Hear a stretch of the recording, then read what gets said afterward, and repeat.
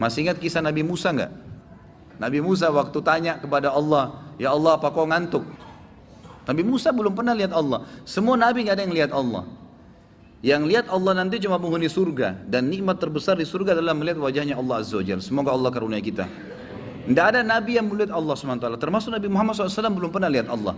Makanya dalam hadis Bukhari pernah sekali Aisyah berkata, awal nikah dengan Nabi SAW tahun 2 Hijriah sebelum perang Badar, ya Rasulullah, apakah anda lihat Tuhan anda pada saat anda sedang mi'raj ke langit? Apa kata Nabi SAW? Allah itu cahaya, atas cahaya saya tidak bisa melihatnya. Nabi pun tidak lihat SAW. Belum ada yang lihat wujudnya Allah. Nanti hari kiamat itu pun di surga. Nabi Musa AS berkata melalui Jibril, saya ingin tahu apakah Allah itu mengantuk. Apakah engkau mengantuk ya Allah? Sampaikan pesan itu. Jibril AS jawab mengatakan, Tuhanmu memberikan salam kepadamu hai Musa, dan kamu disuruh pegang segelas air. Jangan kamu pindahkan sampai Tuhanmu perintahkan. Baiklah, Nabi Musa pegang gelas, dipegang dari pagi nih, disuruh pegang. Tidak ada wahyunya Allah datang. Nabi Musa patuh, pegang terus, nunggu sampai malam.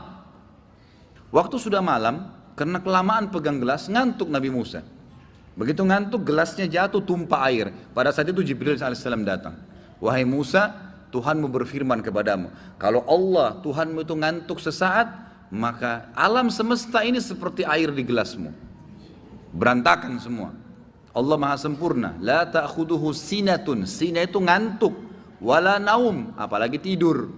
Sifat zat yang maha sempurna, zat yang seperti ini layak untuk disembahin, dan itu cuma satu. Lalu dikatakan dalam ayat lain Al-Baqarah 163, A'udzubillahi minasyaitonirrajim, wa ilahukum ilahun wahid, la ilaha illa huwar rahmanur rahim. Dan Tuhanmu adalah Tuhan yang Maha Esa, tidak ada Tuhan yang berhak disembah melainkan Dia. Gak ada yang layak disembah, dipatuhi, ditakutin, diturutin kecuali Dia. Dialah yang Maha Pemurah lagi Maha Penyayang. Ikhwas sekalian, apa contoh penyayangnya Allah? 50 tahun antum zina, taubat di umur 51 tahun diterima gak? Coba kalau kita punya pegawai sekali aja bohong, biar dia datang setelah itu pakai ijazah S3 tidak diterima lagi kerja. Ini orang 50 tahun bohong, taubat Allah ampunin. Fir'aun bukan cuma tolak ada Tuhan namanya Allah, ngaku Tuhan, saya ingin Allah. Apa kata Allah kepada Nabi Musa dan Nabi Harun? Idhaba ila fir'auna wa qula lahu qawlan layyinan la'allahu yakhsha yatadhakkar aw yakhsha. Coba kalian berdua ke Fir'aun tuh dan ucapkan kepadanya kalimat yang baik-baik. Siapa tahu dia sadar. Allah masih sayang. Dalam sebuah riwayat Bukhari, bentuk kasih sayangnya Allah, ada satu orang dari Bani Israel selalu caci maki Nabi Musa. Begitu ketemu Nabi Musa dicaci maki, Taurat dicaci maki, Allah dicaci maki. Selalu begitu. Lalu Nabi Musa AS sabar, diajak berantem Nabi Musa. Nabi Musa nggak pernah tanggapin. Setahun, 2 tahun, 3 tahun, tiap hari orang ini begitu. Ketemu Musa tanpa sebab, tanpa apa, benci Nabi Musa AS. Begitu sudah 5 tahun, Nabi Musa sudah nggak sabar, manusia. Dia bilang, ya Allah, ambil alih orang ini. Jibril AS datang, malam hari diminta sama Allah. Ini saya sudah nggak tahu hadapin orang ini bagaimana nih. Saya harus berantem kah? Saya harus bagaimana kah ambil alih ya Allah. Maka yang terjadi ikhwas sekalian, Jibril AS datang mengatakan, pada malam itu dia selesai sholat malam Nabi Musa, Jibril berkata, wahai Musa, Allah sudah menjadikan siksaannya orang itu di tanganmu, terserah kamu apa. Bilang saja Allah kabulin. Mau terputus urat sarafnya kah, mau mati tiba-tiba kah, mau kena petir kah, tenggelam di tanah kah, terserah, apa saja. Musa AS mengatakan baiklah. Besok pagi, subhanallah, dengan hikmah Allah, begitu keluar rumah orang itu lewat. Caci maki lagi Nabi Musa, tanpa sebab, ajak berantem, caci maki Allah, caci maki Taurat. Nabi Musa AS di depan beberapa kaumnya bilang, bumi tenggelamin orang ini. Perhatikan kasih sayangnya Allah di sini ya. Allah subhanahu wa ta'ala kalau ingin menyiksa hambanya walaupun dia sudah sangat parah pelanggarannya, itu enggak spontanitas, bertahap. Tahapan ini sebenarnya Allah masih tarik, mau sadar enggak ya, mau minta maaf enggak ya. Nabi Musa AS bilang, wahai bumi tenggelamkan. Nabi Musa berharap mati deh kamu sekarang. Ternyata Allah tenggelamkan orang itu hanya sampai lututnya saja. Dia mau gerakin nggak bisa, lalu dia bilang, Musa maafin saya tidak akan ulangi. Musa bilang, saya nggak percaya. Hai bumi tenggelamkan dia. Nabi Musa berharap mati sekalian. Enggak, masih tenggelam sampai perutnya. Goyang-goyang nggak bisa. Musa maafin, ngerengek. Musa bilang, saya nggak percaya. 5 tahun kau siksa saya. Hai bumi tenggelamin, tambah lagi. tenggelam sampai lehernya, belum mati. Musa, kalau kau maafin saya beriman pada Tuhanmu. Musa bilang, saya nggak percaya. 5 tahun caci maki Allah, terus mau bilang beriman sekarang, nggak mungkin. Bumi tenggelamin sama Allah. Begitu tenggelamin sama Allah, bumi sudah matikan orang itu. Jibril datang. Apa kata Jibril salam? Wahai Musa, Tuhanmu kirim salam sama kamu. Ini hadis Bukhari. Kirim salam padamu dan berkata, wahai Musa, hatimu kok keras sekali. Kalau orang itu minta maaf sama saya di awal tenggelam di lututnya, saya maafin, kata Allah. Padahal orang ini 5 tahun caci maki Allah. Begitu luar biasa kayak sayangnya Allah. Apa kata Jibril AS dalam hadis Bukhari yang lain? Wahai Muhammad, waktu bertemu dengan Nabi SAW. Ini kisah tentang waktu ditenggelamkan Fir'aun.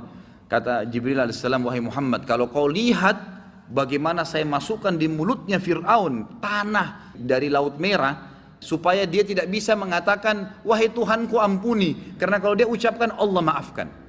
Jibril sendiri nggak mau lagi dia beriman di Fir'aun. Luar biasa gitu. Ini hadis Bukhari. Kata Jibril, wahai Muhammad, kalau kau lihat bagaimana saya masukkan tanah di mulutnya Fir'aun, agar dia tidak bilang, ya Allah ampuni saya. Maka dia cuma bisa bilang, saya cuma bisa beriman kepada yang diimani Bani Israel, bukan Allah. Jadi dia tidak bisa bilang, akhirnya tenggelam. Jibril tahu kayak sayangnya Allah. Kalau sempat diucapin, hai Tuhanku, dimaafin.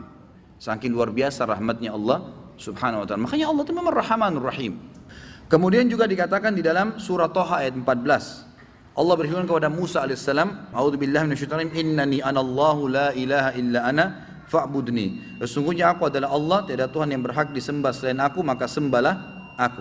Maka dikatakan di sini Allah SWT juga mengatakan kalimat fa'budni, hai Musa, saya Tuhanmu. Tidak ada Tuhan selain saya, kata Allah, maka hanya sembahlah saya. Sembah jelas semua masuk ya. Semua bentuk ibadah, tunduk patuh, berdoa, memohon, minta dijauhkan, berlindung, semua itu adalah ibadah. Maka hanya beribadahlah kepada saya.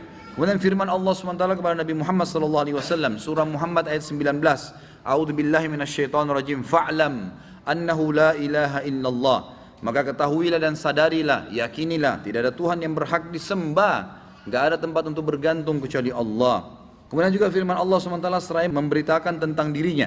Surah Al-Hasyr ayat 22 sampai 23. A'udzubillahi minasyaitonirrajim. Huwallahu alladzi la ilaha illa huwa, alimul ghaibi wasyahada, huwarrahmanur rahim. Wallahu alladzi la ilaha illa huwal malikul quddusus salamul mu'minul muhaiminul azizul jabbarul mutakabbir. Subhanallahi amma yusyrikun.